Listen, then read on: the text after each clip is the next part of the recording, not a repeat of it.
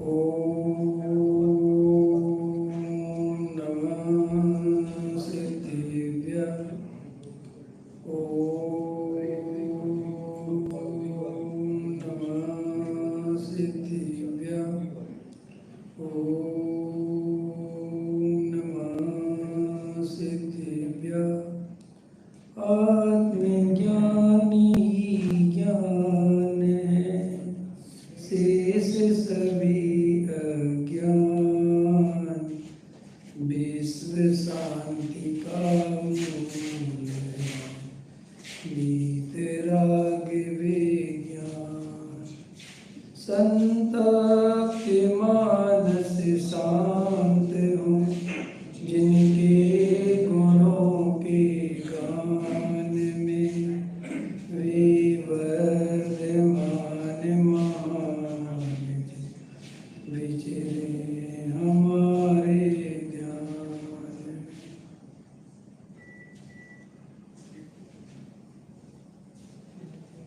सम्यक दर्शन का स्वरूप, आत्मानुभव की विधि, सुखी होने का उपाय, चार गति से छूटने का उपाय, मोक्ष का मार्ग, सम्यक दर्शन, सम्यक ज्ञान और सम्यक चारित्र।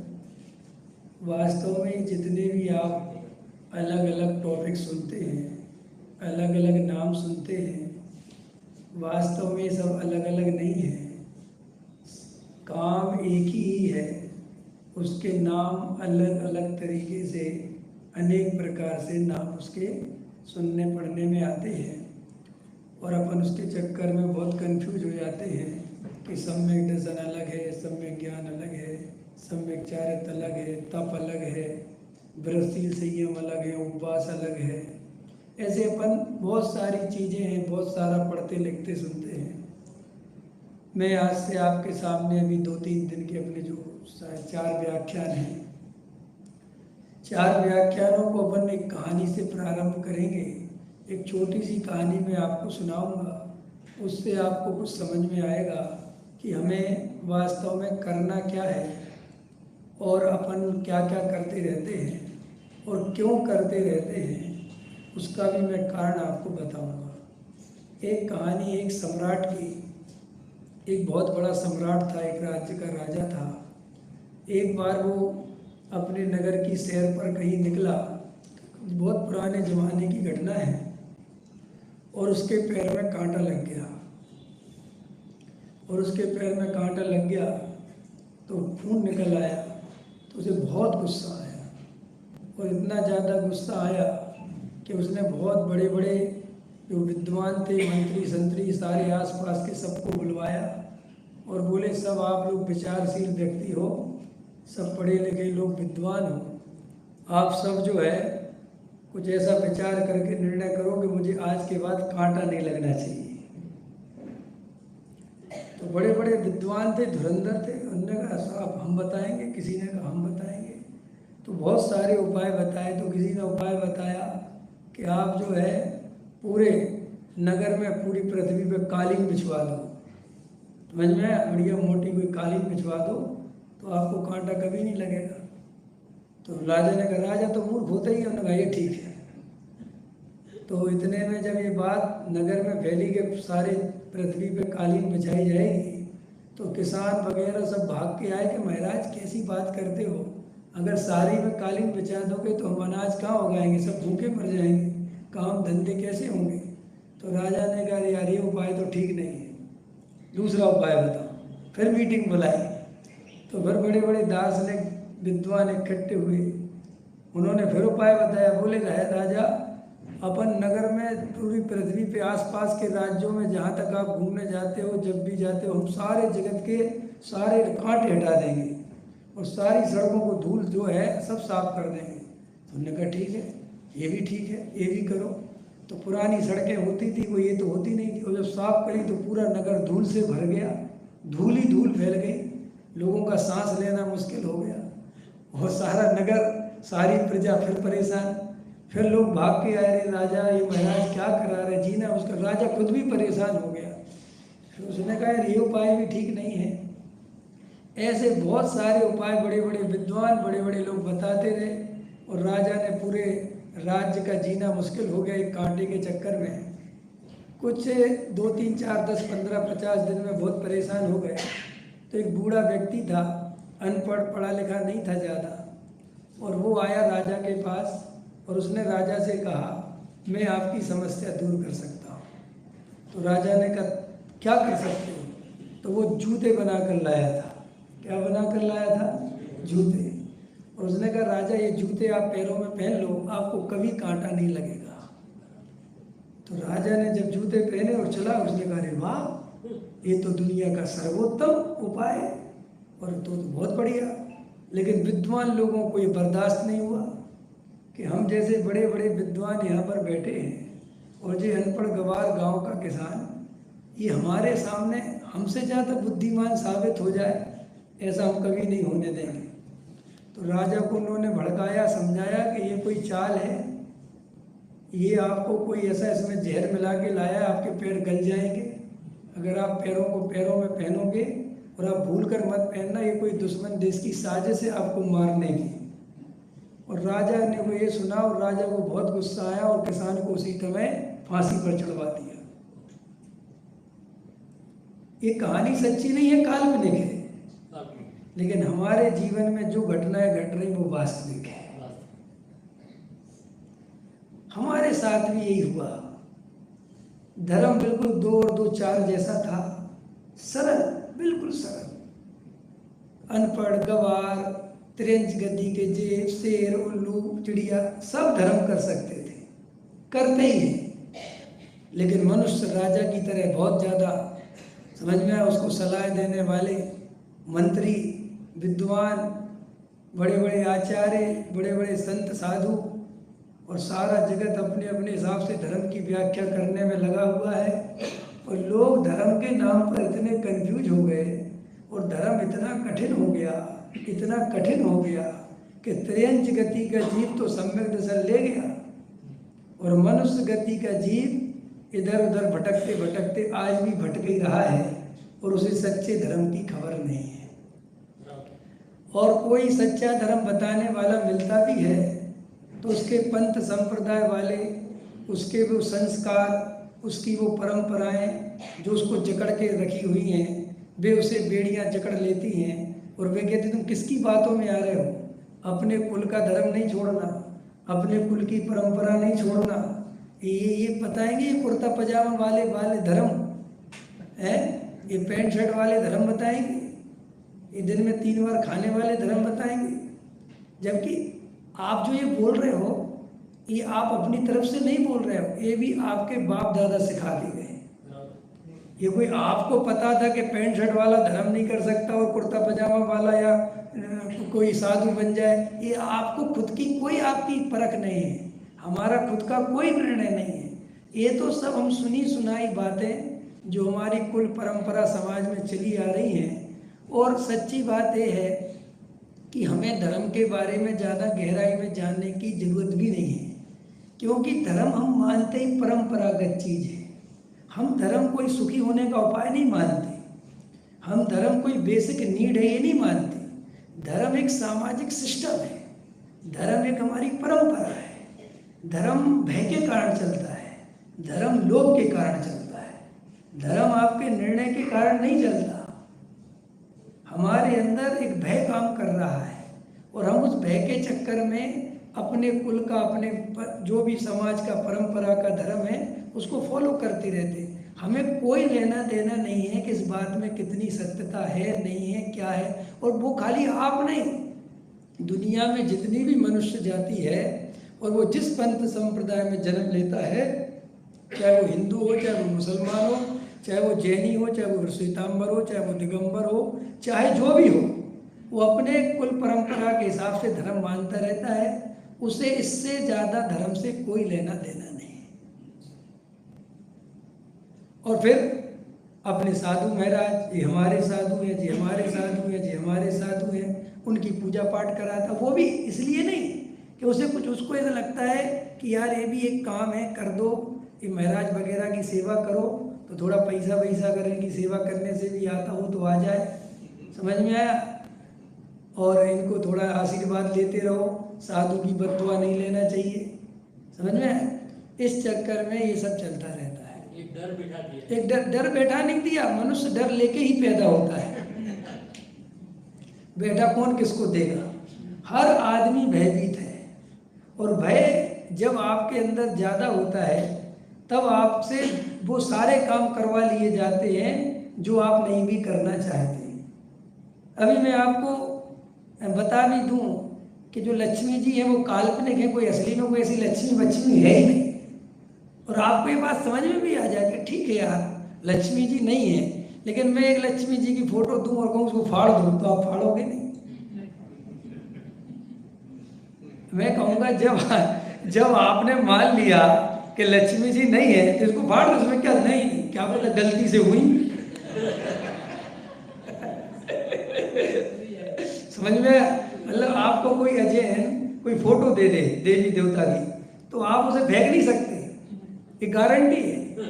आप उसे कहीं घड़ी करके रख दोगे, कहीं चिपका दोगे, या फिर दोनों काम नहीं कर सकते तो तीसरा अपनी लेबर को दे दोगे कि तू ले जा। लेकिन कोई कहे वो फेंक दो कचड़े में, हैं कि नहीं तुम गीत में इतने डस्टी हो क्या? नहीं नहीं, मैं तो किसी को मानता नहीं। तो मानते नहीं तो ये भाव क्यों आया? ये भय है, ये चोर है आपके अंदर, आप डरते हो, आप यहाँ हल्ला मचाते हो, कोई लक्ष्मी जी नहीं है, कोई गणेश जी नहीं है, अंदर है, वो आपके अंदर बैठा हुआ है कि है साहब है। आप समझ में आया? तो धर्म तो बिल्कुल सरल है। जैसा वो बूढ़ा व्यक्ति जोड़ 2 जूते बना के लाया था और राजा की सारी तकलीफ दूर हो सकती थी, लेकिन राजा कच्चे कान का है, मूर्ख है, अज्ञानी है, और वो लोगों की बातों में आ जाता है, जबकि वो अहंकार से पीड़ित है। ऐसे ही वर्तमान में या सदा काल ही इस संसार में 2 प्रजातियां आपको मिलेंगी। ज्ञानी तो ना के बराबर मिलेंगे और अज्ञानियों का मेला लगा रहता है हमेशा ही। ये आज की बात नहीं है, याद रखो। ज्ञानी बड़ी मुश्किल से महाभाग्य से मिलते हैं और अज्ञानी कदम कदम पर बिना खोजे ही मिल जाते हैं। और वर्तमान में तो इतना खतरनाक मामला है कि असली कौन है और नकली कौन है ये खोजना बहुत खतरनाक है, क्योंकि नकली की इतनी ज़्यादा मार्केटिंग हो गई है कि असली तो गायब ही हो गया। अब असली आ जाए तो वो चल नहीं सकता, नकली उसे चलने नहीं देंगे बिल्कुल भी। ये बिल्कुल सिस्टम है, और इसलिए जनता भी उसी अज्ञान में जी रही है। जनता में भी बहुत अज्ञान भरा पड़ा हुआ है, और हम गंभीरता से कोई बात नहीं समझना चाहते। आपको मेरी बातें अच्छी लग सकती है, आप सुनोगे, और आप मेरे जैसे ना जाने कितने पंडितों को, कितने संत साधु महाराजों को सबको सुन चुके, लेकिन हम वहीं के वहीं खड़े रहते हैं। उसका मात्र कारण ये है कि हम गंभीरता से किसी भी प्रकार से तत्व निर्णय नहीं करते। वस्तु का तत्व निर्णय शास्त्रीय शब्द है। तत्व निर्णय मतलब जो वास्तव में जैसा है वैसा, उसका नाम है तत्व निर्णय करना। एक्चुअल में क्या है, वास्तविकता क्या है, ये जब आप उसकी गहराई में गंभीरता से जब बैठेंगे, समझेंगे और उसमें लगेंगे तो आपको समझ में आएगा। और आप परंपरा से सुनने के लिए सुन लिया, आ गए, और आप यहाँ से जाके वैसे ही के वैसे हो जैसे कल थे, तो ये तो आप सामाजिक दृष्टि से अपना काम कर रहे हैं। आपके अंतरंग में कोई भी धर्म सच्चा समझने की स्थिति नहीं है, क्योंकि हमें धर्म के प्रति कोई गंभीरता, और एक धर्म एक अपने आप में धर्म हमने ऐसा बना रखा है जैसे धर्म मतलब कोई बहुत बड़ी चीज़ है। धर्म मतलब त्याग, व्रत, संयम, नियम, ये वो। और आज की पीढ़ी और ज़्यादा इससे परेशान है, क्योंकि उनको वैसे ही धर्म की रुचि नहीं है, और हम गृहस्थी, संयम, नियम, कायदे कानून से धर्म समझाते हैं तो वे और दूर भागते चले जाते हैं। तो वास्तव में ये धर्म कठिन नहीं है, धर्म बहुत सरल है। क्या बोला मैंने? धर्म बहुत। अब धर्म है क्या चीज? तो धर्म है वस्तु स्वभावो धम्मो। जो वस्तु का जैसा स्वरूप है उसे वैसा मानना, वैसा स्वीकार करना, वैसा जानना, वैसा अनुभव करना, इसका नाम धर्म है। और जब आपको वैसा अनुभव हो जाए, वैसा आपका निर्णय हो जाए, इसका नाम है सम्यक दर्शन। नमक खारा है कि मीठा? बताओ। तो देखो आपको नमक का सम्यक दर्शन है। चीनी कैसी है? तो आपको चीनी का सम्यक दर्शन है। आप कैसे हो? अब ये आप जितने कॉन्फिडेंस से चीनी के बारे में बोल पाए, आप जितने कॉन्फिडेंस से नमक के बारे में बोल पाए, उतना आप अपने बारे में नहीं बोल पाते। इसका नाम मिथ्या दर्शन है।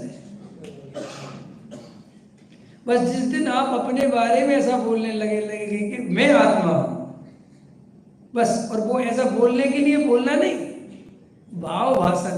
जैसे नमक बोला तो भाव भाषण हुआ ना। नमक खारा होता है।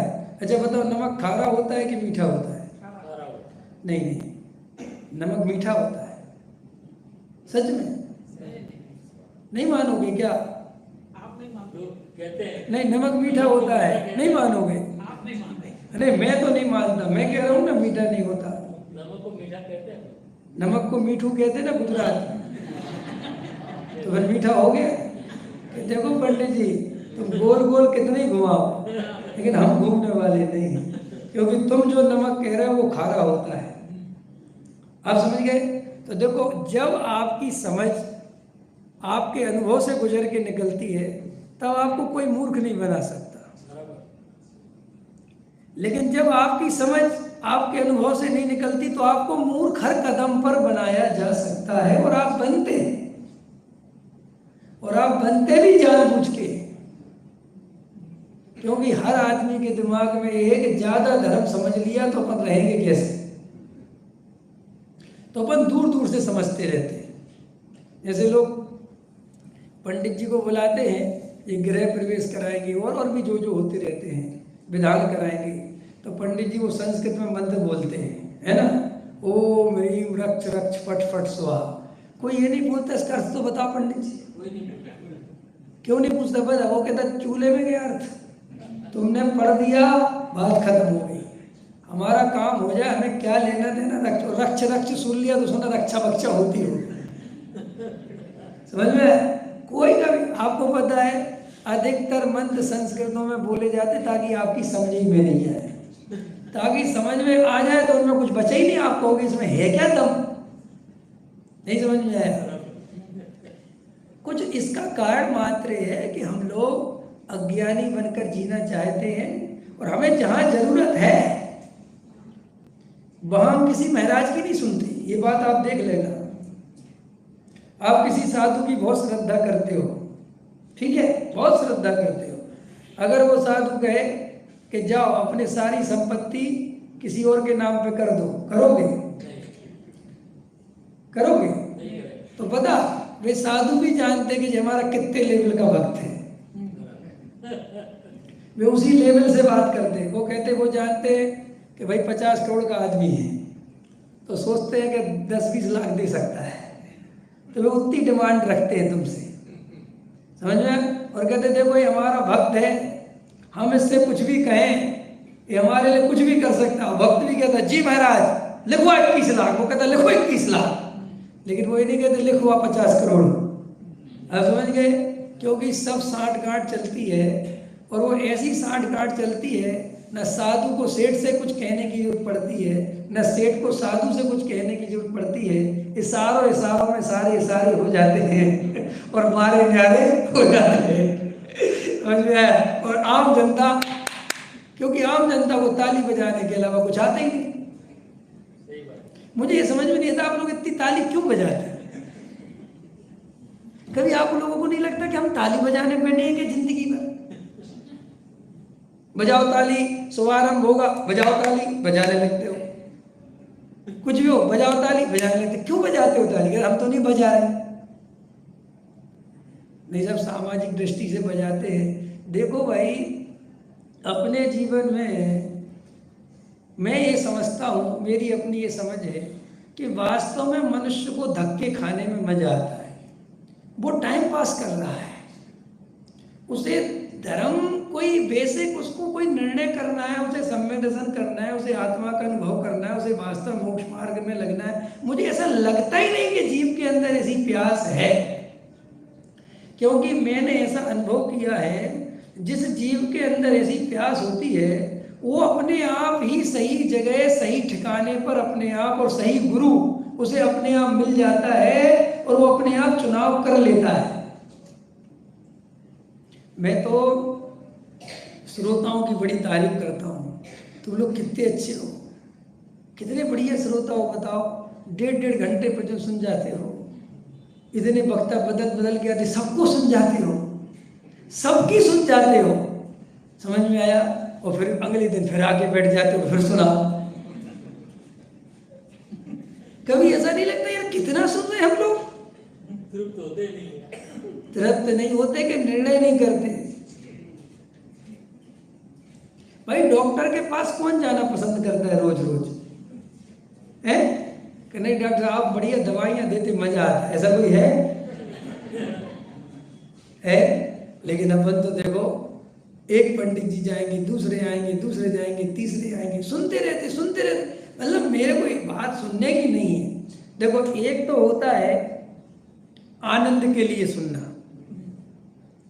कि भाई हमने तत्व समझ लिया और हम अपने आनंद के लिए सुनते हैं। जब जीव इस कंडीशन में पहुंच जाता है तो वो सबको नहीं सुन सकता है। नहीं समझ में आया? ये थोड़ा खतरनाक बोलता हूं मैं। ये मैं अपनी दुकान बंद कराने की सोचता हूं, लेकिन मुझे मेरी दुकान चलानी नहीं, तो आपको नहीं चलाई तो दूसरों की तो चलने दो। बात चलने की नहीं है, बात उसकी नहीं है। आप जब मुझे एक बात बताओ, अगर आप म्यूजिक प्रेमी हो और आप म्यूजिक का मर्म समझ गए हो तो आप फिर लता मंगेशकर को, हनी सिंह को एक साथ सुन लोगे? नहीं सुन सकते, पक्का। जो अगर म्यूजिक की गहराई में जाता है तो वो उसी म्यूजिक को सुनेगा जो उसकी लयबद्धता से उसको टचिंग करती है। वो कुछ भी लगा दो क्योंकि वो म्यूजिक प्रेमी है। नो, वो म्यूजिक प्रेमी नहीं, वो मूर्ख प्रेमी है।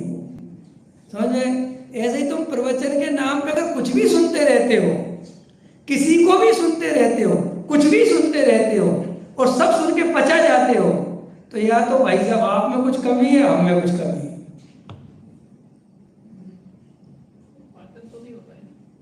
क्योंकि आपको कुछ इतने सालों में कुछ तो निर्णय करना चाहिए कि हमें कौन सी बात लगातार सुननी है। हमें सब थोड़े ही सुनना है भाई। हमें तो अगर आत्मानुभव नहीं हुआ तो ये आत्मानुभव कैसे हो ये सुनना है।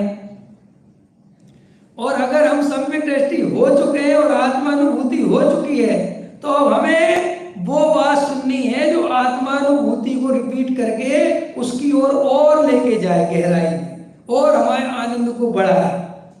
आप समझ रहे हैं? और आप 20 साल से समझने में ही लगे हो तो क्या समझ रहे हो 20 साल से? धर्म इतना कठिन नहीं है कि उसे 20 साल तक समझा जाए, इतना कठिन है ही नहीं। तो फिर क्या बात है? प्रॉब्लम क्या है? प्रॉब्लम ये है कि आपको आदत डेवलप हो चुकी है। आप अंदर से एकांत में अकेले में तत्व निर्णय के लिए कोई समय नहीं निकालते, अपनी रूटीन लाइफ कोई चेंज नहीं कर दे। आपको पैसा भी चाहिए और सम्यक दर्शन भी चाहिए, आपको मान कसाय भी चाहिए और पैसा भी चाहिए, आपको पद प्रतिष्ठा भी चाहिए और धर्म भी चाहिए, आपको सबसे जान पहचान भी चाहिए। ऐसा कोई पंडित नहीं जिसको ठगा नहीं, ऐसा कोई साधु नहीं जिसके पास गए नहीं, सबसे घूम घाम के आ गए और बस हम वहीं के वहीं खड़े हैं। फिर कोई नए पंडित जी मार्केट में लॉन्च हो जाएंगे, फिर उनको सुनने लगोगे। मुझे ऐसे लोग मिलते, वो गुरुदेव श्री को भी सुनते रहे, वो अभी भी सुन रहे हैं और सुन ही रहे। उनसे कहो कि बाबूजी कुछ तत्व निर्णय किया? हाँ कर तो रहे हैं, समझ तो रहे हैं, बात आ तो रही है, लेकिन पंडित जी को बताओ पुरुषार्थ का क्या होगा?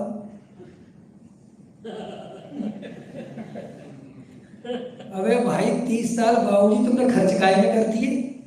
जब तुम 30 साल में पुरुषार्थ का क्या होगा ये प्रश्न का समाधान नहीं खोज पाए तो समझ लो तुमने कुछ कहना नहीं चाहता है।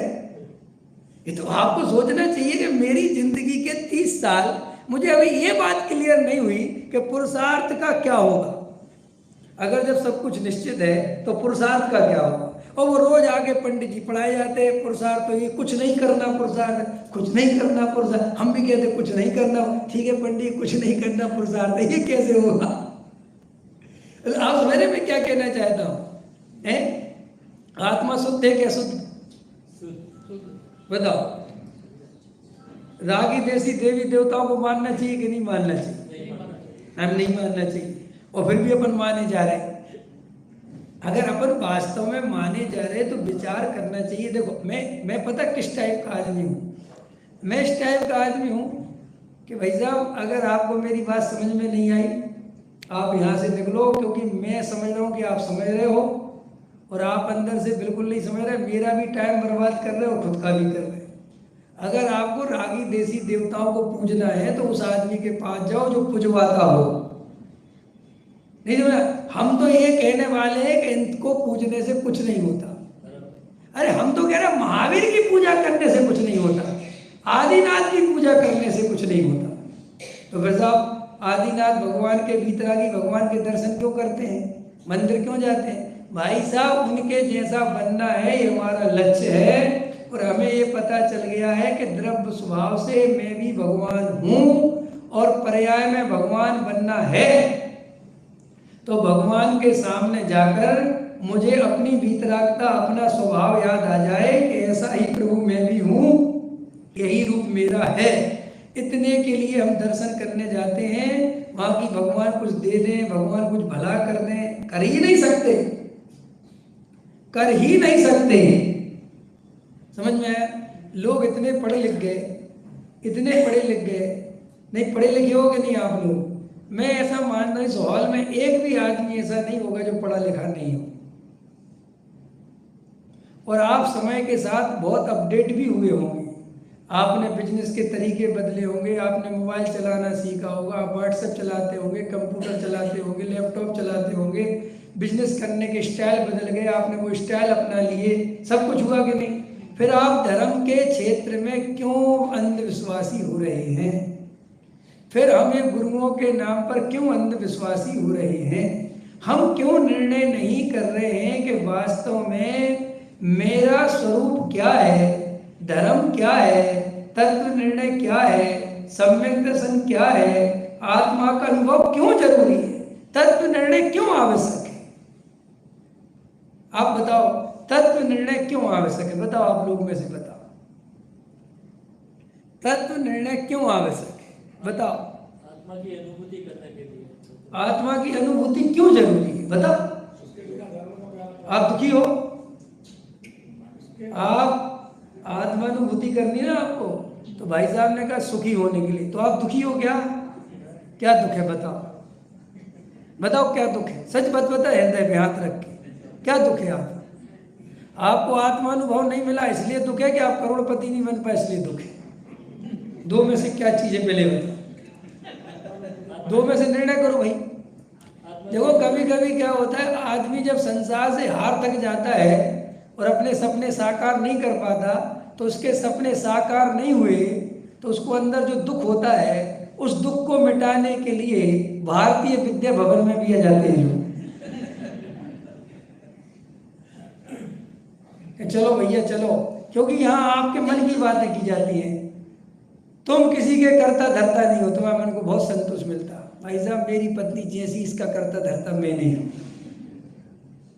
क्योंकि तुम चाहते तो अपने अनुसार परिणमन कराना सारे जगत का, लेकिन वो तुम्हारे अनुसार करता नहीं, पूरी ताकत लगाते हो तुम और थक जाते हो अपने अनुसार परिणमन कराने की। नहीं होता, नहीं होता, तो आपको फिर अध्यात्म के क्षेत्र में बड़ा सहारा मिलता है।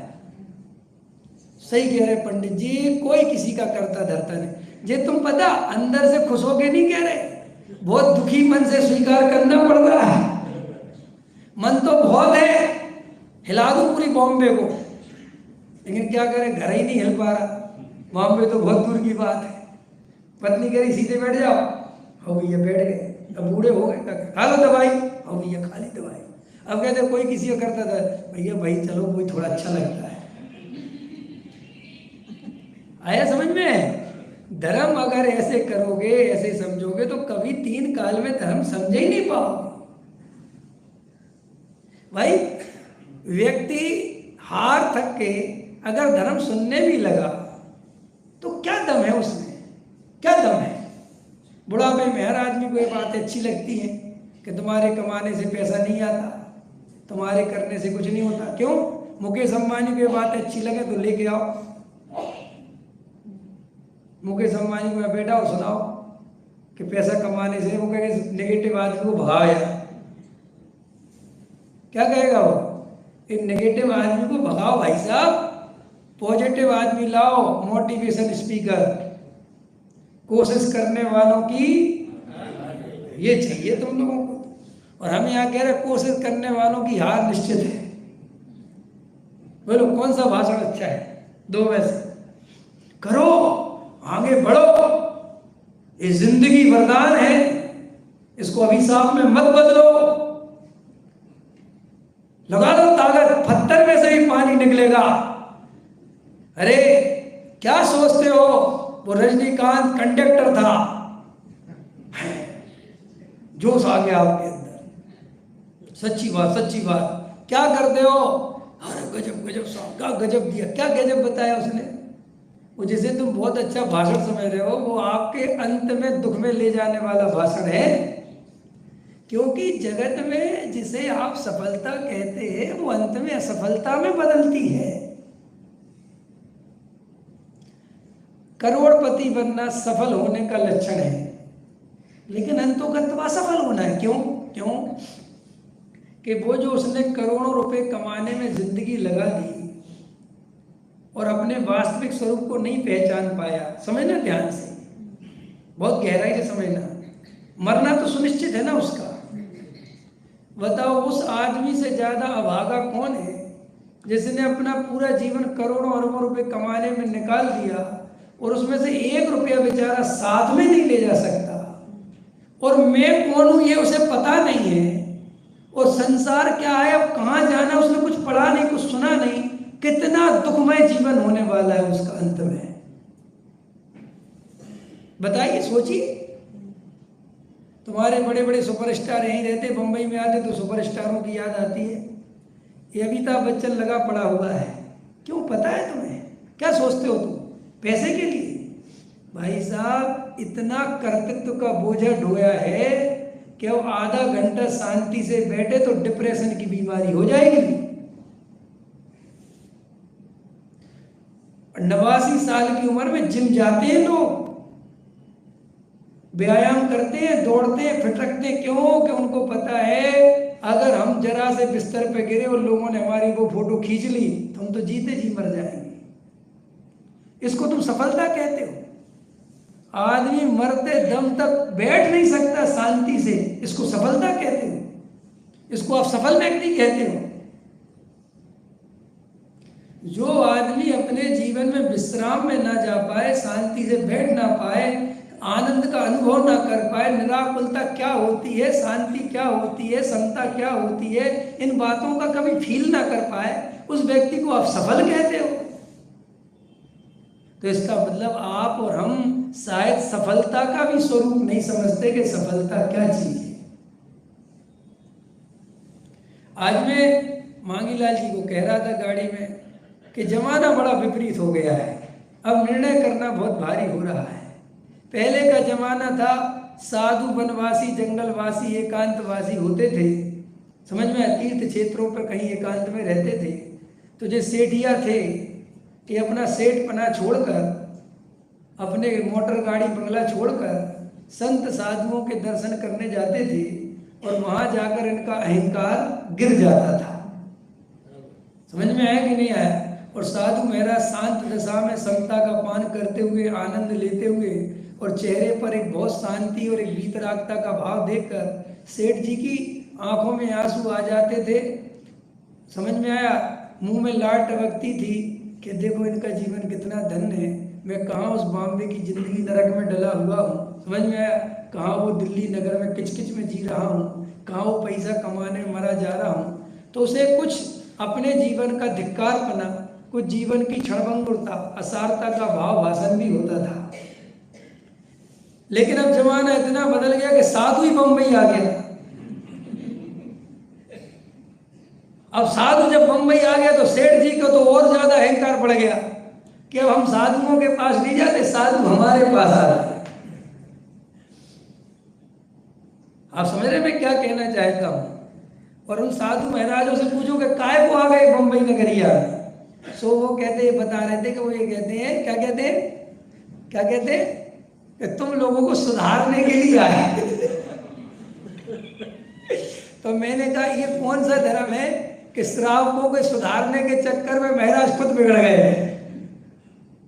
ये कौन सा धर्म है भाई? हम श्रावकों को सुधारने की इतनी चिंता थोड़ी करेंगे कि हम अपना धर्म छोड़ देंगे, अपनी शांति छोड़ देंगे। इतिहास में कोई भी संत साधु का स्वरूप उठाओ, उन्होंने नगरों का त्याग कर दिया। भाई उनने घर गृहस्थी क्यों नहीं बसाई कि भाई घर गृहस्थी बसाएंगे तो संकल्प विकल्प होंगे और हमारी शांति भंग होगी और हमें तो आत्मा का आराधना में लगना है। तो उनने शादी वगैरह घर गृहस्थी छोड़ के भाई बहनों को माँ बाप को छोड़ के चले गए। यही है ना असलियत तो, क्या साहब? और फिर वही साधु बम्बई में धर्मशाला बनवा रहा है और वही साधु पूरी समाज के बीच में बैठ गए और उसके चल रहा है और सब ताम झाम चल रहा है। तो भाई साहब ये तो एक आम गृहस्थ से भी ज्यादा राग द्वेष हो गया। इतना तो गृहस्थ वाले को राग द्वेष नहीं है क्योंकि उसकी मात्रा बहुत सीमित है। आप समझ रहे हो मैं क्या कहना चाहता हूं? देखो अभी मैं तुम लोगों के बीच में व्याख्यान दे रहा हूं, तुम लोग इतने सारे मेरे परिचय में आ गए, ठीक है। अभी मैं इंदौर में जाऊंगा, वहां इतने सारे लोग परिचय में आ जाएंगे और धीरे धीरे मेरे पूरा देश परिचय में आ जाएगा। ये तो तब की बात है जब मैं 2 दिन के लिए आया और मेरा खुद का घर है और मैं वहां जाके अपना चला, लेकिन मैं समाज के बीच में रहता हूं, समझ में आया? और साधु हूं तो मेरा राग द्वेष कितना बढ़ता चला जाता होगा सोचो। क्यों कि समाज में कोई अनुकूल परिणमन करता है, कोई अनुकूल परिणमन नहीं करता, तो 1 मिनट में द्वेष हो गया। हमने किसी सेठ से दान मांगा और उसने हमारे कार्यक्रम में नहीं दिया, द्वेष हो गया। हमने धर्मशाला बनाने का ठेका ले लिया, द्वेष। अब कहने को तो हम साधु हैं। तो देखो साधु और श्रावक के बीच में एक दूरी रहना बहुत जरूरी है, जो आज हमने सबने मिटा दी। ना तो साधुओं को अब अपनी दूरी का एहसास है और श्रावक तो बेचारा श्रावक है, वो तो गृहस्थ है। और जब कुआं, देखो हमेशा दुनिया में कुएं के पास प्यासा आता था, कुआं तो कभी प्यासे के पास नहीं जाता था ना।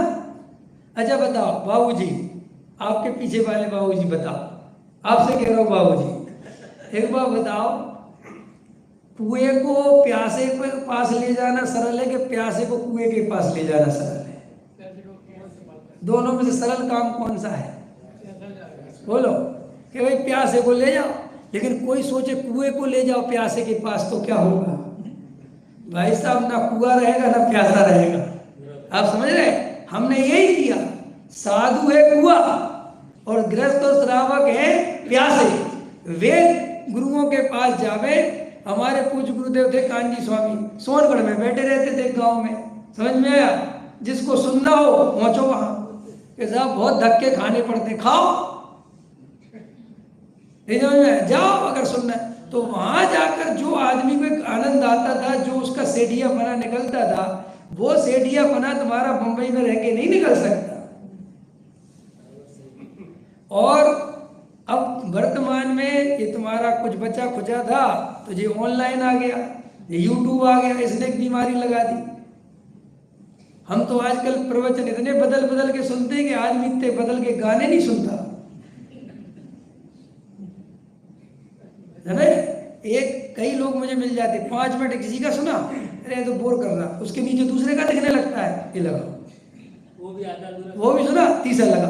ऐसी हालत होगी, हम तत्व निर्णय कर पाएंगे? हो पाएगा?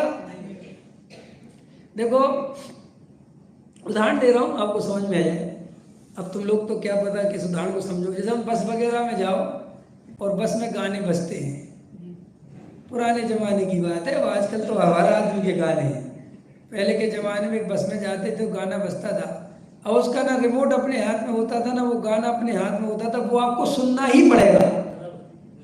तो मजेदार बात था कि हर गाना मजेदार लगता था और आदमी का सफर बड़ा सुहाना था, क्योंकि गाना करने का काम उसका है नहीं, चल रहा है, वो अपना गाना सुने जा रहा है, बढ़िया पेड़ पौधे निकल रहे हैं, बढ़िया अच्छी नदी निकल रही है, मस्त अपना सुन रहा है। लेकिन एक दिन ऐसा आया कि गाने सबके हाथ में आ गए, तो आपने देखा जिंदगी कितनी बर्बाद हो गई। अब हर आदमी बस में या कहीं पे बैठा अपना मोबाइल लिए हुआ है और वो सुन ही नहीं पा रहा, ना वो झरने देख पा रहा, ना नदी देख पा रहा, ना पेड़ पौधे देख पा रहा, और वो अपना मोबाइल भी नहीं देख पा रहा, क्योंकि उसने आपको इतना चंचल बना दिया है। उसमें रील्स आ गई है, उसमें वो गाना एक सुनो तो नीचे 10 दिखाता है, ये वाला सुनोगे क्या, ये वाला सुनोगे क्या। अब इतने वाले सुनोगे तो फिर तो अपने को कब सुनोगे। ऐसे ही हम लोग आज अध्यात्म के क्षेत्र में भी ये बीमारी फैल गई है कि हम प्रभावना के नाम पर, प्रचार के नाम पर इतने डूब रहे कि हमें तत्व निर्णय करना है, हमें स्वयं आत्मा का अनुभव करना है, वेद ज्ञान करना है। हम गाना गा रहे हैं, वेद ज्ञान करो, वेद ज्ञान करो, तुम भी करो, हम भी करें, तुम भी करो, हम भी करो, जोर जोर से करो और जोर जोर से करो। खेरे साहब करो तो सही, हाँ करेंगे करेंगे, अभी पहले हल्ला मचाओ। क्या वेद ज्ञान का क्या मचाओ, हल्ला मचाओ। एक बात है, वेद ज्ञान हल्ला मचाने की चीज है कि चुपचाप करने की चीज है, लेकिन सबसे ज्यादा हल्ला तो अपनी मचा रहे हैं। हम लोगों ने प्रचार के लिए ऐसा पकड़ रखा है जैसे प्रचार का ठेका ले रखा हो ऊपर में, सब अपने अपने हिसाब से हर हिसाब। भाई साहब ये ठीक नहीं है, समय सार को समय सार ही रहने दो। क्या कह रहा हूं मैं, समय सार को समय सार रहने दो, समय सार को सूट बूट वाला समय सार मत बनाओ तुम, वरना उसकी गर्मा खो जाएगी। पंडित जी को पंडित जी रहने दो, समझ में, पंडित जी को कुछ और मत बनाओ। आप प्रचार के नाम पर याद रखो हर चीज की एक मर्यादा है। पूज्य गुरुदेव श्री ने कभी भी समाज की चिंता नहीं करी, कभी भी समाज की दृष्टि से प्रवचन नहीं किया। करा? अरे बोलो करा? अगर गुरुदेव श्री के मन में एक बात आ जाती कि मैं समाज के हिसाब से बोलता हूं, तो सच बात बताओ, ये भगवान आत्मा आपके हाथ में आ पाता, ये तत्व ज्ञान की बात आ पाती? लेकिन आज सारे अधिकतर पंडित, अधिकतर लोग समाज क्या चाहता है, समाज को कैसे समझाया जाए। भाई साहब समाज के हिसाब से बोलोगे तो समाज के हो जाओगे, आत्मा नहीं बच पाएगा। गुरुदेव श्री ने भगवान आत्मा की बात सुनाई, एक सुर में सुनाई, एक लय में सुनाई, एक तरीके से सुनाई। लोगों ने बहुत कहा कि आप थोड़ा ढंग बदलो, आप थोड़ा ऐसे बोला करो, थोड़ा सरल किया करो, थोड़ा एकदम पुण्य को एकदम मत उड़ाया करो, थोड़ा गृहस्थी संयम को थोड़ा रख लिया करो, व्यवहार ने से थोड़ी स्थापना कर दिया करो ना। करी उनने? और कर देते तो? अब मेरे में क्या कहना चाहता हूं, उसकी एक गरिमा है समय सार की, तत्व ज्ञान की गरिमा है। क्या है गरिमा? समय सार सुनने के लिए विशुद्धि चाहिए, बहुत आत्मा की सच्ची प्यास चाहिए। समय सार वैसी चीज नहीं है, ये आत्मा की बात, तत्व की बात, वेद ज्ञान की बात, ये वैसी चीज नहीं है कि जैसे आप और कुछ सुनते हो, चलो ये भी सुना दो, चलो जी ये भी सुना दो, एक ना ना। समय सार ज्ञान का ज्ञेय बनाने मात्र की चीज नहीं है, आत्मा का अनुभव बनाने की चीज है। समझे? मतलब हमें सुना दो, चलो आप ही सुना दो। क्या ले रहे पंडित जी? हम गाथा नंबर 6 ले रहे हैं। हाँ बहुत अच्छी, ले लो ले लो, बढ़िया, हमने पहले भी बहुत सुनी, अच्छी गाथा है, बहुत अच्छा, अच्छा उसमें विषय है, उसमें वो प्रमत्ता प्रमत्व का है ना, बहुत अच्छा बहुत अच्छा। बताओ, आप भी बताओ क्या कर रहा है, कोई गाना सुनाने आए क्या? वो अपने को उसके अंदर में प्यास चाहिए। तत्व निर्णय करने के लिए आपको अंदर में आत्मानुभव की प्यास चाहिए। और आपको क्यों करना है आत्मानुभव, क्यों करना है? मैंने बताया ना, क्या क्या आपको पीछे वाले बताओ, बताओ पीछे भैया आप प्रवचन सुनने क्यों आए? आप आए ना पीछे सब लोग, क्यों आए यहाँ पर, किस लिए सुनने आए, क्या प्रयोजन है, किस हिसाब से आए? बताओ, कोई पीछे बताओ, बताओ चश्मा वाले भाई साहब बताओ, हाँ आप ही बताओ क्यों आए? नहीं पता क्यों आए? इतना तो आदमी फिल्म देखने जाता तो उसे पता रहता है। बस, तो जो चीज थोड़ी अच्छी लगती है तो और ज्यादा अच्छी लग जाएगी तो कुछ बिगड़ जाएगा है? थोड़ा अच्छा लगा ना आपको, तो अब अपन को थोड़ा अच्छा लगा तो गंभीरता से क्या करना कि भाई इसको आगे बढ़ना और समझने की कोशिश करना, निर्णय करना कि भाई मेरा स्वरूप क्या है। आप समझ रहे कि नहीं समझ रहे? अच्छा आप लोगों में से एक बात बताओ, गीत मिथ्यात्व का सेवन कौन कौन करता है? अरे यार सबकी मत बोलो, ये मुझे शब्द अच्छा नहीं लगा।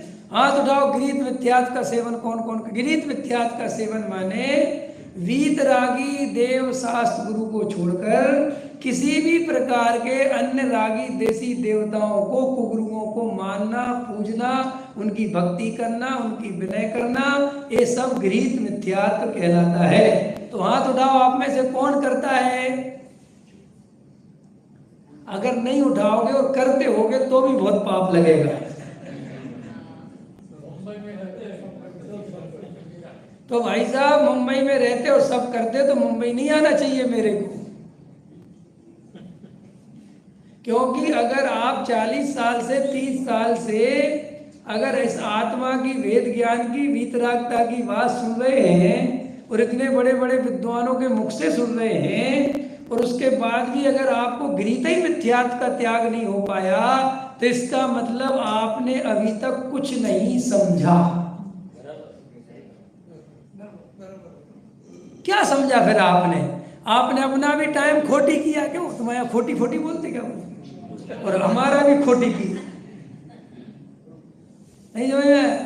देखो भाई कोई दम नहीं है, बेकार की बातें हैं, सच बात बता रहा हूँ। कुछ समझो जीवन में, मनुष्य हुए हो, जैन कुल में, जैन धर्म में जन्म मिला है, वैज्ञानिक दर्शन में तुम्हारा जन्म हुआ है। हम लोग तो वो है भाई साहब जो दुनिया का गीत मिथ्यात्व छुड़वाने के लिए पैदा हुए जैनी। दुनिया का गीत मिथ्यात्व छुड़वाने के लिए जैनी पैदा हुए, जैन धर्म है। और अगर जैन धर्म में रह के गीत मिथ्यात्व का सेवन करे तो तेरे अभाग्य की महिमा हमसे तो नहीं कही जाती। चाहे तुम श्वेतांबर हो चाहे दिगंबर, उससे क्या मतलब भाई? हम तेरा मेरा क्यों करें? मैं तो कुछ तेरा मेरा नहीं करता। मेरी नजर में तो जो सही है वो सही है, मेरा सही है और तेरा गलत है, ये भाषा मेरी है ही नहीं।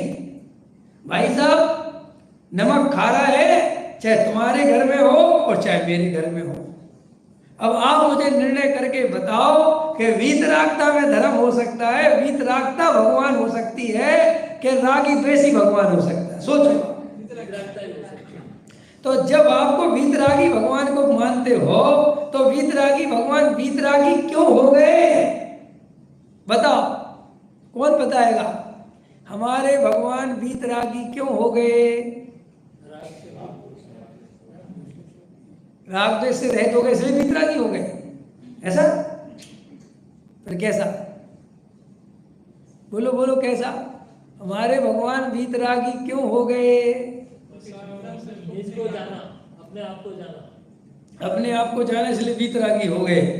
निज आत्मा को जाना। हाँ शुद्ध आत्मा। बताओ भाई साहब बताओ। पूर्ण सुखी हो गए वो तो ठीक है भाई, भगवान ने वीतरागता का मार्ग क्यों चुना? प्रश्न ये है मेरा। अपने आप को पहचान लिया, तो पहचान लिया तो वीतरागता का मार्ग चुन लिया। क्यों हो गए अपने में मग्न? प्रश्न कोई तो है, क्यों हो गए? अगर बाहर में घूमते रहते अपने में मगन नहीं होते तो क्या प्रॉब्लम थी? उन्होंने आत्मा का स्वरूप जाना है, आत्मा का स्वरूप जान लिया। अरे क्यों जाना? सुखी होने के लिए। सुखी होने के लिए। तो पहले दुखी थे।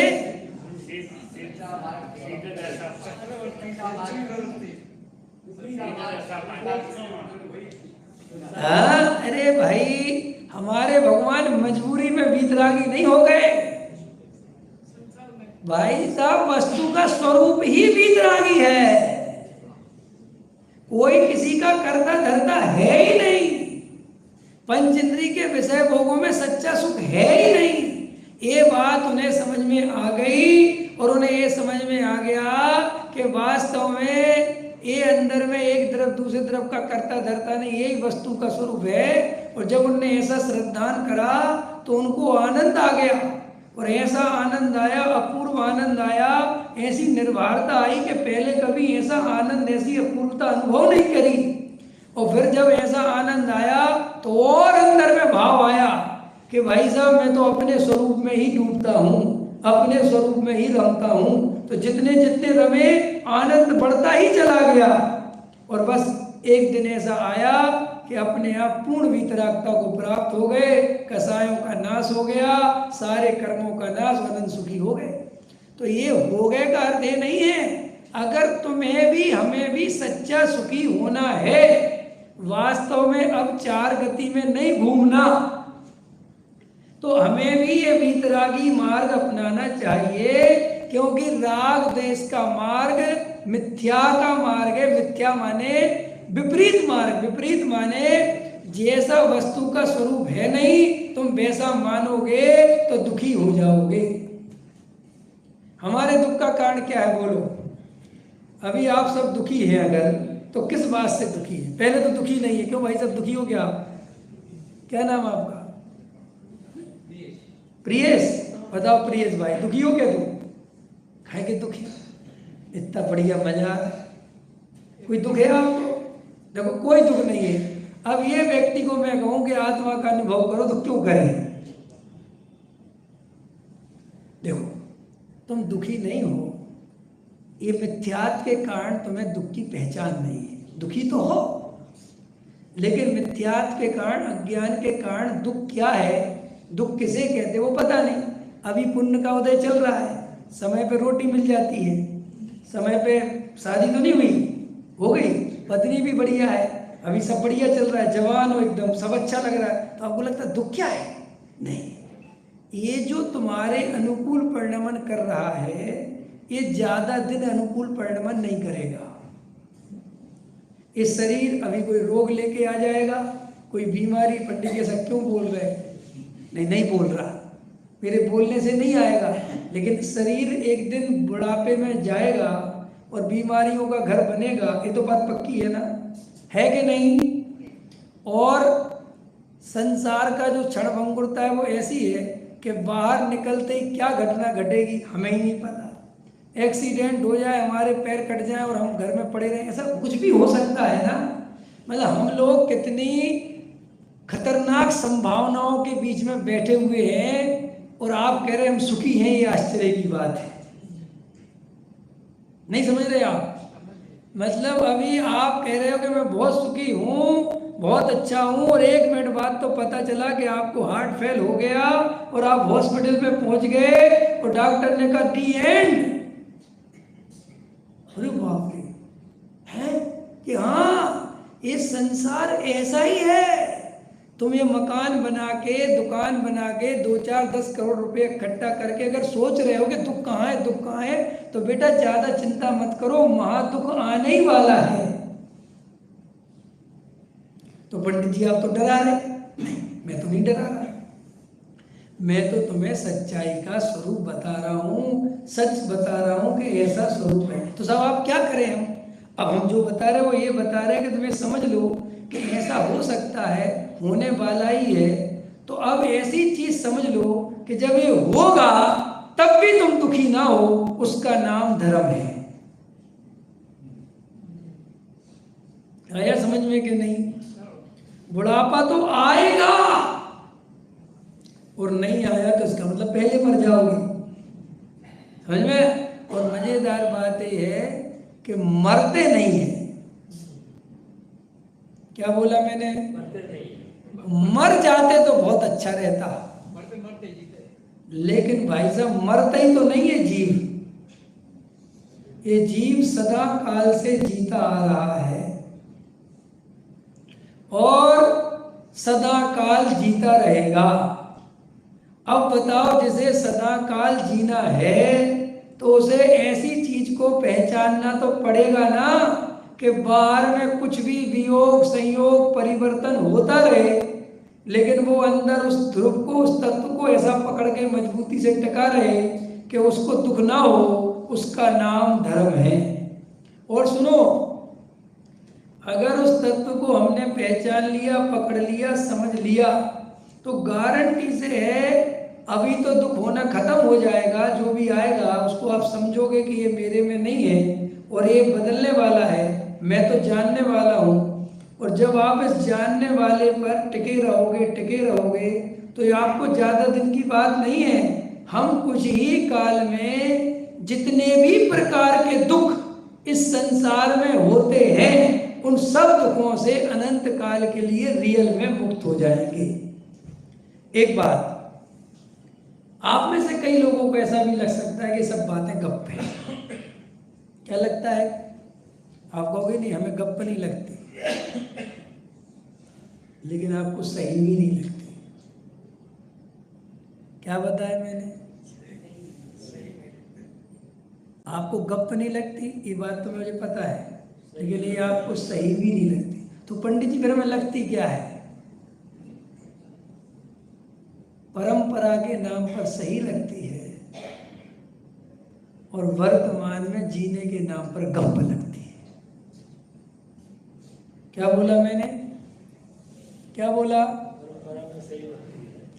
परंपरा के हिसाब से जिस माहौल में तुम पैदा हो गए हो भारत देश में, और वो तुम्हारे बचपन से ही कानों में घोला जा रहा है कि आत्मा है, अजर अमर है और ऐसा है और वैसा है, तो इस चक्कर में तुम्हें सही लगती है। लेकिन तुम जब प्रैक्टिकल लाइफ में आते हो तो उसे इस बाजू रख देते हो। कौन से बाजू? ये तुम्हारी भाषा है ना, बाजू। बाजू हट, बॉम्बे वाले कहते बाजू, ऐसे बाजू रख देते हो। और फिर काय में लगते हो प्रैक्टिकली? हाँ, नोट।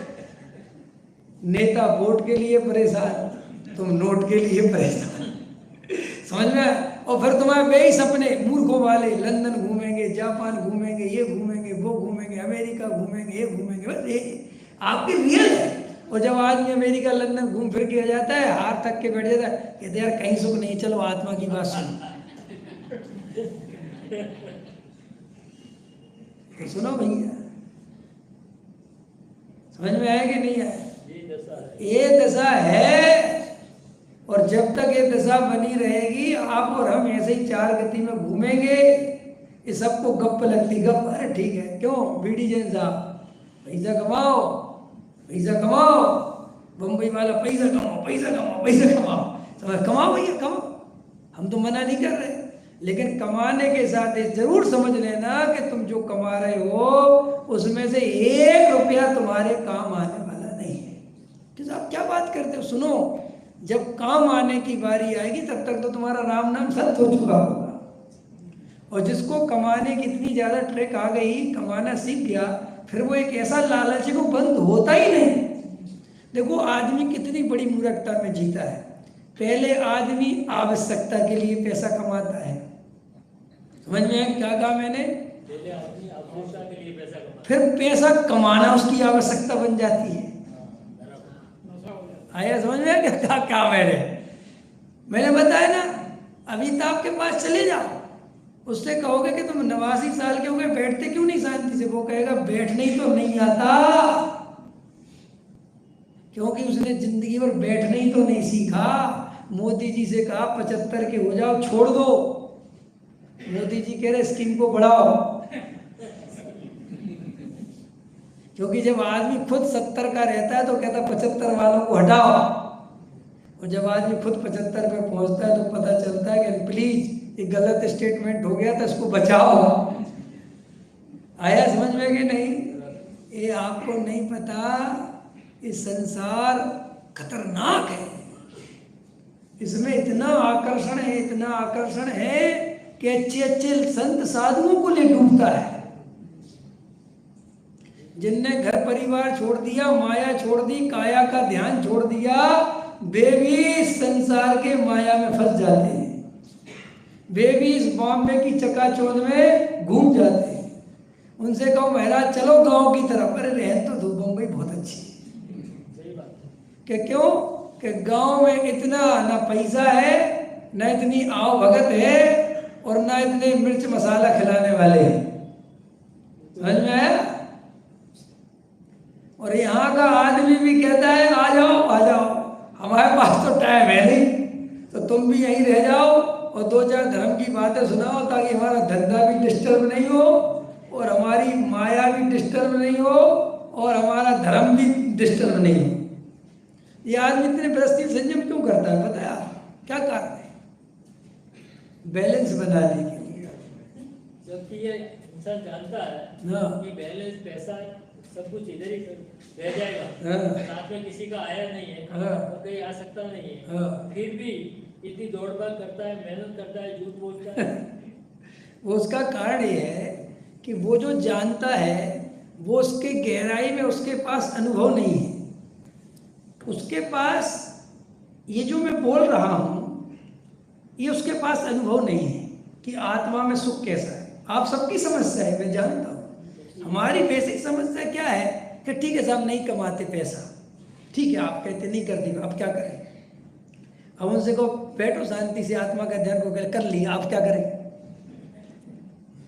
क्यों अब क्या करें? मतलब कि भाई सुख तो मिला है भाई। हमने आपने कहा कि आत्मा का ध्यान करो, कर लिया आधा घंटा, कर लिया 1 घंटा, कर लिया सामायिक, कर ली 3 टाइम कर लिया, अब क्या करें? समझ में आ रहा मेरे को? वो जो ये क्या करें उसका प्रश्न ये है कि मुझे आत्मा के ध्यान से क्या मिला। क्योंकि हमने जो अपनी जिंदगी में चीजें सीखी हैं वो प्राप्त करना सीखा है। हर चीज की एक हम कीमत देते हैं और उसके बदले हम कुछ प्राप्त करते हैं, ये हमारी नेचर है। समझ में आया बच्चा?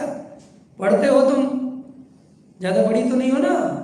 बच्चा बोल दिया पता चल छोटी है, सुनो बड़ी है। अपन पढ़ते हैं, हमने बहुत पढ़ाई करी और आपके बहुत पढ़ाई करी आपने, रात दिन पढ़ाई करी और आपके नंबर 75 आए तो आपको बहुत दुख होता है। क्यों होता है? क्योंकि आपके हिसाब से आपने जितनी मेहनत करी थी, जो ताकत लगाई थी, उस हिसाब से आपको प्रॉफिट नहीं हुआ, नंबर उतने नहीं आए, तो आपको दुख होता है। तो आपने बचपन से हमेशा लेना सीखा है। कुछ करो तो उसके बदले कुछ मिलता है, कुछ करो तो उसके बदले कुछ मिलता है, कुछ करो तो उसके बदले कुछ मिलता है। अब जब आप आत्मा का ध्यान करते हो या तत्व विचार करते हो तो आपको कुछ मिलता हुआ तो दिखता नहीं। आप कहते हैं मैं बैठ गया शांत, तो भैया शांति का आनंद आ रहा है कि नहीं? हाँ आ रहा है, तो क्या करूं इस शांति का? आप समझ गए अपनी बेसिक प्रॉब्लम क्या है? हम शांति मानती चाहिए ही नहीं हमें, क्योंकि शांति कुछ आनंद है, निराकुलता कुछ आनंद नहीं, हमने कभी सीखा ही नहीं। हमने तो हमेशा गधों की रेस में रेस बन के, गधे बन के दौड़ना सीखा है। अब हम रेस में जाते हैं और दौड़ते हैं, हाँफते हैं, थकते हैं और वहां पे हमें कुछ मिलता है? भाई दिन भर आपने व्यापार किया तो आपको शाम तक होते होते 20,000 रुपये आपने कमा ली। आप 20,000 का क्या करेंगे आपका प्रश्न है ही नहीं। नहीं समझ में आया? आपको ये चिंता नहीं कि मैं 20 का क्या करूंगा, आपको बस ये लगता है कि कुछ बढ़ रहा है, पैसा आ रहा है, पैसा आ रहा है, और आपके अंदर एक मान्यता बैठी कि पैसा आएगा तो मैं सुखी हो जाऊंगा। अभी हुआ कि नहीं हुआ, ये आपके अंदर जेब में ये बात आती ही नहीं। क्यों नहीं आती? क्योंकि बाप दादाओं से लेके आस पड़ोस का आदमी आपको इसी प्रकार की लाइफ जीते हुए दिख रहा है। अब जब आपको इस तरीके की लाइफ जीता हुआ दिख रहा है तो आपको शंका ही नहीं होती, डाउट ही नहीं होता कि पैसा कमाऊं कि नहीं कमाऊं। नहीं समझ में आया? और अच्छे से समझाऊं? हाँ और समझा देते हैं। पत्नी इसलिए शांति से सो जाती कि पति घर में है, और पति इसलिए शांति से सो जाता कि पत्नी घर में है। नहीं आया समझ? थोड़ी देर बाद बत्ती जलती है दिल्ली बम्बई वालों। क्या बोला मैंने? भाई पति इसलिए सो रहा है कि पत्नी है, माने 2 लोग आदमी घर में है तो सो जाता है, और वे 2 लोग इसलिए सो रहे हैं कि जबकि मजेदार बात है दोनों सो रहे हैं, कोई किसी का कर क्या रहा है? पत्नी पति के भरोसे, पति पत्नी के भरोसे, और मजेदार बात है कोई किसी के भरोसे रियल में तो कुछ कर नहीं सकता, लेकिन आदमी को मजा आता है। हम लोग पैसा कमा रहे हैं, आदमी से पूछो कि पैसा का क्या करोगे, वो कहता है ये मूर्खता का प्रश्न क्यों पूछ रहे हो? कि नहीं मूर्खता का नहीं हम पूछ रहे, हम तो सही पूछ रहे, इतना पैसा कमाओगे तो वो एकदम पता क्या जवाब देता, पड़ोसी क्या करेगा, मुकेश अंबानी क्या कर रहा है, आप समझ गए? क्योंकि सारी दुनिया जब एक ही काम में लगी है तो उस काम में हमें शंका नहीं होती। समझ में आया?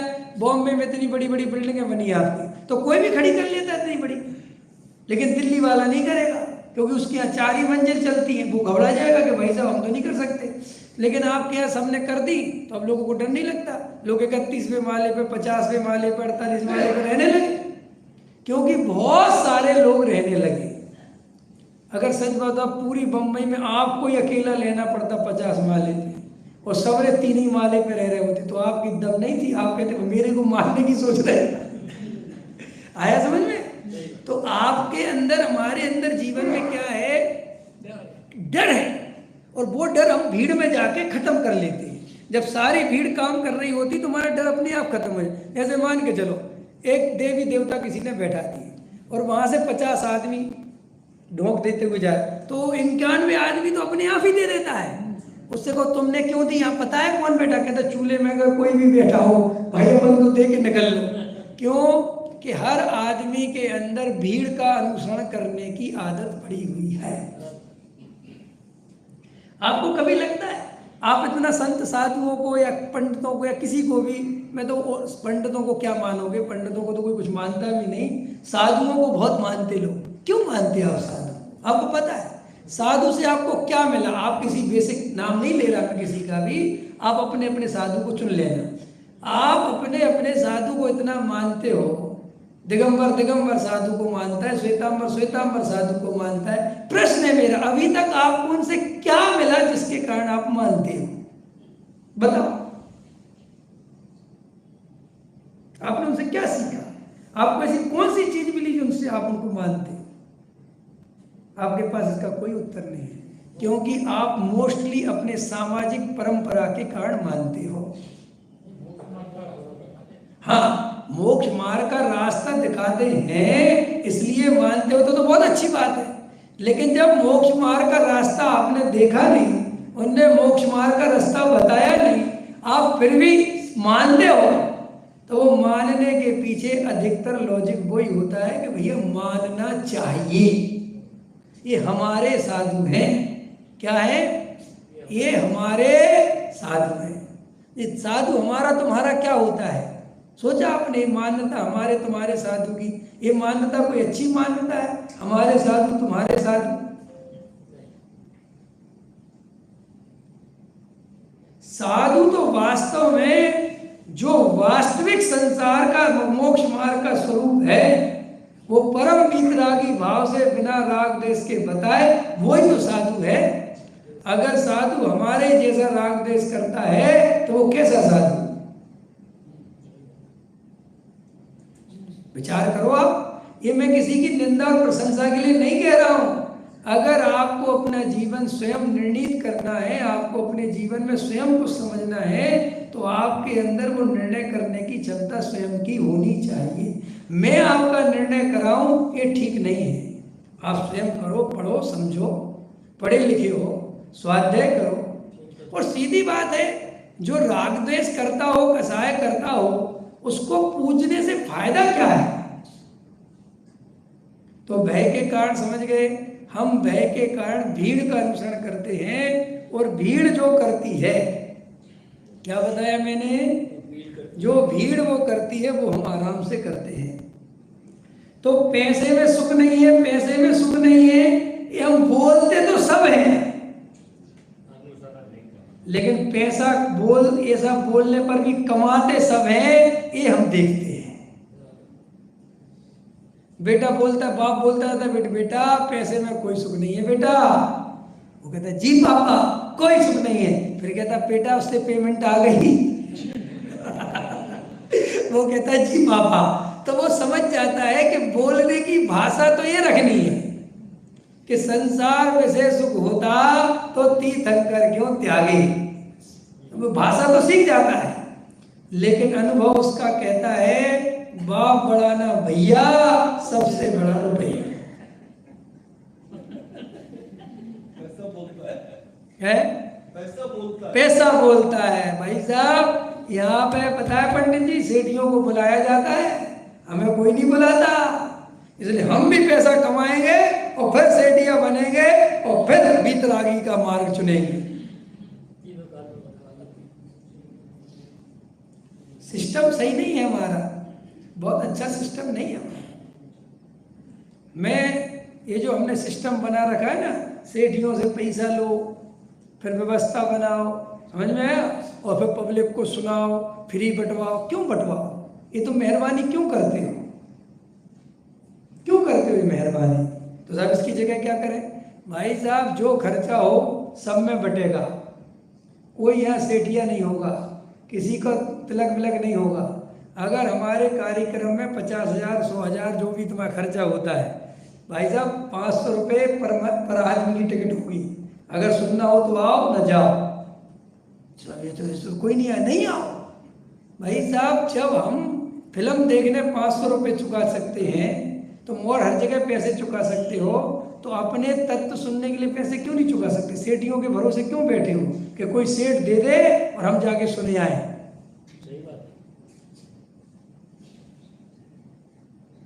क्यों अपने को कमजोर समझते हो? क्यों डरते हो? हर चीज हम पैसे में खरीद सकते हो, धर्म फ्री में क्यों खरीदेंगे? और सुनो, मजेदार बात है, धर्म सबसे कीमती है और फ्री में मिलता है।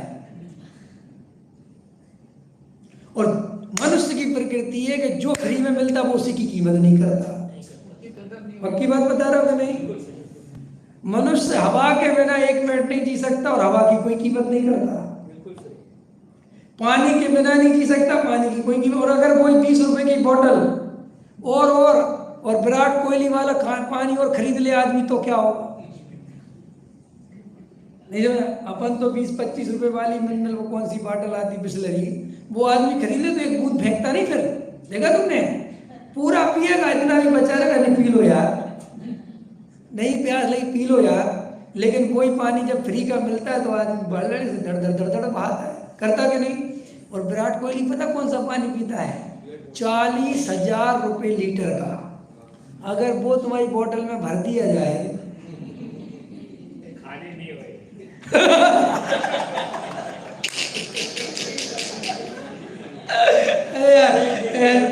ऐसे मत करो। वो कह रहा गाली नहीं हो, नहीं गाली हो जाए, यही प्यास लगेगी उसी के लिए, उसी के लिए है, वो तो उसी के लिए है। मेरा कहना मतलब ये है कि हमने ये जो सिस्टम बना रखा है कि सेठिया पैसा चुकाए और तुम ताली बजाओ। क्यों बजाओ? नहीं समझ में? और इससे क्या हुआ? उस सेठिया के मानाधिक पोषण करने पड़ते हैं, क्योंकि भाई हमें कार्यक्रम करना है तो पंडित जी उस सेठिया की तारीफ करते फिर रहे, क्योंकि पंडित जी को अपना कार्यक्रम चमकाना है। तो पंडित जी फोन कर करके बुलाते, फिर आज ही हो भाई साहब आपके उद्घाटन है।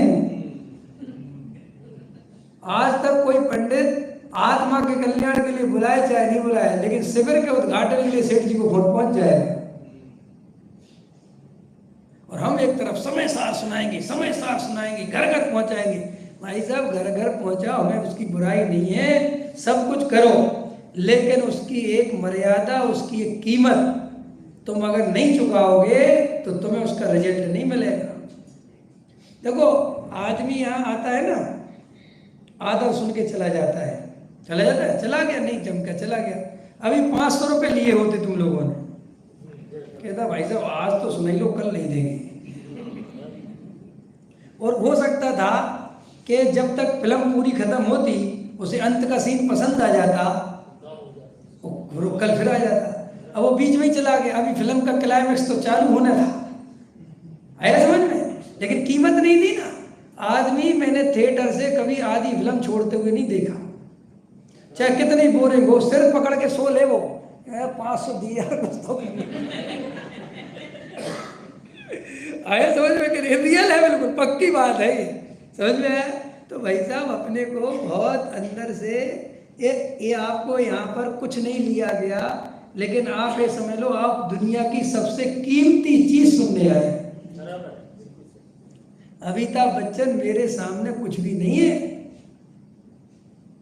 अमिताभ मेरे को अगर बैठा दो एक रात अमिताभ मेरे साथ रहे तो सुबह मेरे पैर पड़ेगा कहना महाराज मुझे तो संसार का पता ही नहीं था क्या स्वरूप है। हमें पता है भाई साहब, हम सर्वज्ञता को लेके बैठे, हमें पता ही नहीं हम क्या चीज है। हम तो अपने को बस संयोगों से नापते तोलते रहते। अरे भाई साहब हम भगवान हैं, मैं स्वयं भगवान हूं। ये गप नहीं है, ये दुनिया का बड़ा से बड़ा परम से परम सत्य यही है। और ये बात जिसे पता चल गई और स्वीकार हो गई, वो वास्तव में कुछ काल में भगवान ही बनने वाला है। आदमी तो थोड़ा सा कोई पंडित कह दे तू 10 साल बाद करोड़पति बनना है, तेरी लकीरें दिख रही हैं कुंतूलाल जी, भाई साहब आपके माथे की मैंने बनावट देखी, आप भविष्य में अरबपति बनने वाले हो। कहो आईने में जाके 2 बार अपना माथा देखो, समझ में आया। और मैंने कहा कि तुम्हें जो आत्मा की बात प्रेम से सुन रहे हो और ये आत्मा समझ में आ रहा है तो तुम निश्चित भक्त हो और कुछ काल में भगवान बनोगे। तो भी तुम्हें रोमांच नहीं हुआ तो तुम भगवान बनना क्या होता है ये तुम्हें समझ में नहीं आया।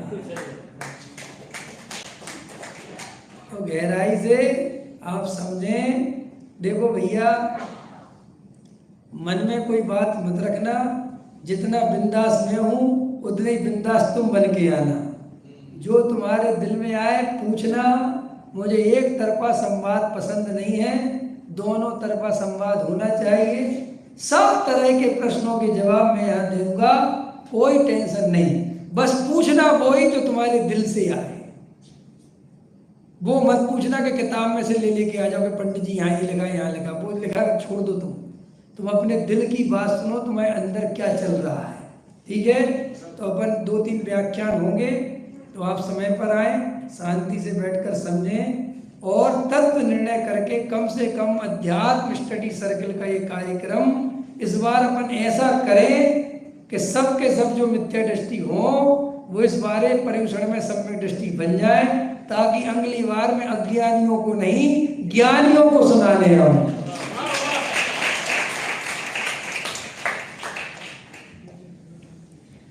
अभी का समय हो गया।